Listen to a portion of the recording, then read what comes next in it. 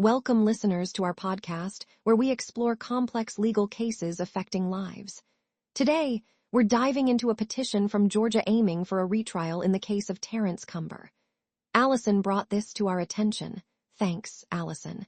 Can you break down the petition for us, Dr. Jones? Absolutely. The petition argues that Cumber's conviction for felony murder was misplaced, as it stems from an incident where he acted spontaneously to protect his brother during an assault outside a nightclub. The petitioners feel this could potentially fall under voluntary manslaughter or self-defense. Interestingly, while acquitted of malice murder, the jury's decision still aligned with a more severe charge. That's a critical point. From what the petition says, the context of Cumber acting in self-defense or defense of another wasn't fully considered. However, could that context sufficiently mitigate the legal interpretation of felony murder? Interpreting the law in terms of self-defense can be tricky. In Georgia, the law distinguishes between self-defense and a more severe charge based on intent and premeditation. The fact that the shooting was a rapid response to a threat complicates whether deliberate intent was present, challenging the existing verdict. Yet others argue that the gravity of the consequence, a life lost, necessitates accountability regardless of intent. So, what's the significance of this petition? What could a retrial potentially unlock for both Cumber and similar cases in Georgia? A retrial has the potential to refine judicial interpretation around reactive self-defense scenarios. It might urge the legal system to evaluate immediate reaction factors more compassionately, setting a precedent that could influence future cases involving similar circumstances. Let's delve deeper into the legal principles at play here. The jury convicted Cumber of felony murder, which in Georgia is tied to the commission of a felony like assault. Dr. Smith, how does self-defense fit into this picture? Great question. Self-defense nullifies unlawfulness, theoretically overshadowing any associated felonies. However, courtroom scenarios change based on jury interpretations and how defense arguments frame real-time threats. A pivotal decision point lies in determining who initiated the altercation and how far the response extended. Precisely. And what about cases where immediate reaction skews perception? Could this deeper context tilt legal balances?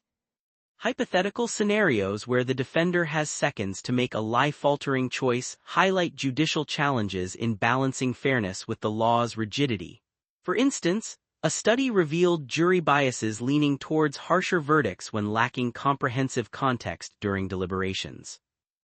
Would revising jury instructions or including insights on immediate self-defense alter outcomes? Potentially, yes. Better context through refined jury instructions could significantly address misconceptions, offering alternative charges which align more closely with human reflex and emotion-driven actions during dire situations. Let's discuss the broader implications of the Terrence Cumber case beyond just the legal arguments. How could this affect public perception towards self-defense laws? Such high-profile cases spotlight the nuances and sometimes inflexibility of self-defense laws. When public discourse originates from perceived misjudgments, as with Cumber's sentencing, societal trust in the justice system wavers. Moreover, it can initiate calls for reform, probing into how race, crime context, and jury assessment interplay. That's insightful. But doesn't leaning too heavily on reform risk undermining accountability in genuine criminal incidents? Absolutely. Legal reform must carefully balance reformative justice with accountability to avoid potential chaos where self-defense claims become generic scapegoats. Critiques worry overly comprehension-based legal shifts might blur crucial lines, aiding genuine offenders. So, what discussions should legislators and concerned parties be having in light of the Cumber case? It's crucial for legislative debates to include community voices and experts in criminology and law to bolster fair trials without eroding public peace and security. This case's outcome may inspire nuanced law adjustments to uniformly protect both rights and societal safety. To wrap up, let's consider potential future directions for legal reforms prompted by this case. What solutions are on the horizon to address cases like Cumber effectively? Looking ahead, proposed reforms could include rewriting jury instructions for clarity and context, creating mandatory review panels in contentious cases, and enhancing legal education for better juror comprehension. Digital platforms could simulate trauma scenarios for jurors, fostering empathy and deeper understanding. Such changes seem promising, but could they be implemented without leading to cumbersome legal processes and increased taxpayer burdens? True, while financially taxing initially, long-term savings from reduced wrongful convictions and appeals may counterbalance costs. Engaging technology effectively might streamline legal processes, cutting inefficiencies, and even restoring public faith in the system without exorbitant spendings.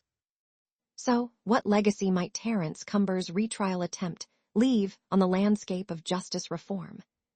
If granted a retrial, Cumber's case could become a cornerstone for transformative discussion about self-defense jurisprudence and its fragility, alongside possibly tempering laws with empathy, urging nations to prioritize justice that's not only swift but fundamentally fair.